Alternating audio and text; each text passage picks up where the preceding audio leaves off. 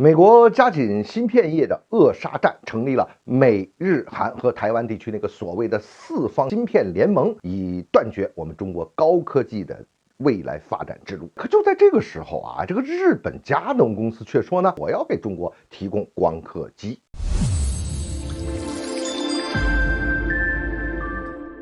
欢迎来到张斌观察。佳能公司啊，最近就表示说要投资500亿日元，大概也就是20多亿人民币，去新建一个半导体设备厂，生产中纳米压印光刻机 NIL。理论上呢，这个 NIL 技术呢，可以做到这个5纳米，甚至比5纳米以下还要再低一些。那么目前的光刻机呢，主要是2大类，咱们都知道了，14纳米以上的这种成熟制成的 DUV。那这个技术呢，现在主要是美国控制，荷兰的阿斯麦尔呢和日本等国它负责生产。那么在7纳米以下的所谓这种先进制成的芯片呢，就要用这个极紫外线光刻机了，就是这 EVU 了。目前呢，主要是美国控制，荷兰阿斯麦尔生产，日本这边都产不了这东西。所以整体上来看啊，光刻机的主要设计和制造技术以及部分关键部件是在美国的手上，其他的零部件和整机生产在欧洲和日本。所以呢，美国就会用这个来卡中国的脖子。日本啊，在这个中纳米压印光刻机，也就是这个 NIL 这个方面呢，还是有它独到之处的。这个技术到底怎么样呢？这第一，说起这个 NIL 技术呢，是日本佳能和凯霞公司啊合作开发的。最后呢，当然要通过佳能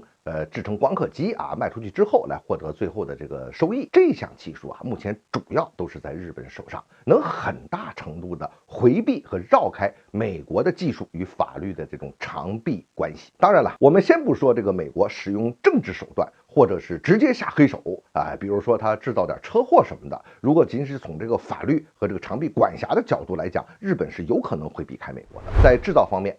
如果日本和中国进行合作的话，基本能解决关键的零部件和大部分的其他部件，也就是说基本不依靠美国和欧洲了。而所需要的软件的部分呢，以现在中国的软件能力是基本能解决的。第二，日本呢是美国拉起来的那个所谓的芯片四方联盟之一，凡是涉及到美国技术的，日本当然他要听美国的，他也不敢不听啊。但是这个佳能公司啊，在 NIL 光刻机领域呢，它就比较有自主权了，想和中国合作，也只有中国有这么足够大的市场，能够把这个合作给带起来。如果说能够和中国合作成功，还有可能实现这个 NIL 技术的突破。就这样呢，就能独立在美国和荷兰之外，日本呢就找到自己的一条生路，不但是能赚钱，还能拿到将来自己的话语权，这个吸引力非常非常的大呀。有消息称，佳能公司现在甚至考虑在中国设立合资公司来生产这个 NIL 这个光刻机，那么借中国的力量扛住美国的政治压力。你想想，就算美国你想下黑手，总不敢在中国你来制造一个车祸吧？美国对一些尖端行业的东西就有各种的手段，其中就包括对这些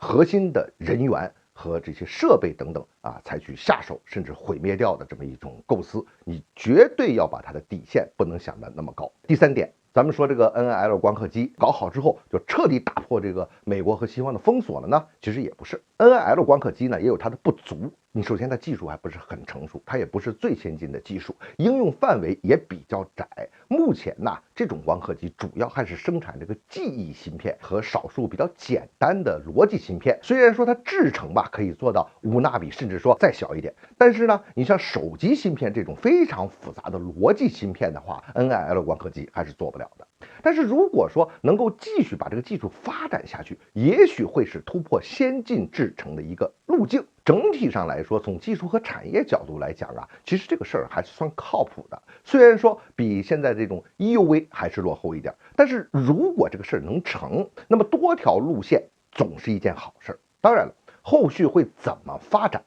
咱们呀还需要进一步的去观察。关于咱们中国的半导体产业，现在总有一种观点认为，我们就成了一座在世界上孤立无援的孤岛啊，是吧？但是事实却并不是这样的。你看，最近就在上海的第5届的进博会上，我们就会发现，被美国点名的全球的大型半导体以及设备企业，还是说是踊跃参加嘛。在另一方面，我们中国呀，还是要自力更生，独立自主，完善我们的大市场，发展经济，经济稳定才是最大的驱动力，独立自主是最终的一条出路。立足自主，充分开放，全面合作，那才是我们打破美国封锁的根本办法。这世界上半导体企业要的是什么？他们要的是利润，美国要的什么？要的是我们的老命啊！我们要什么？我们要的是我们自己的未来，是我们子子孙孙幸福的未来。所以为了这个，我们一定要自强。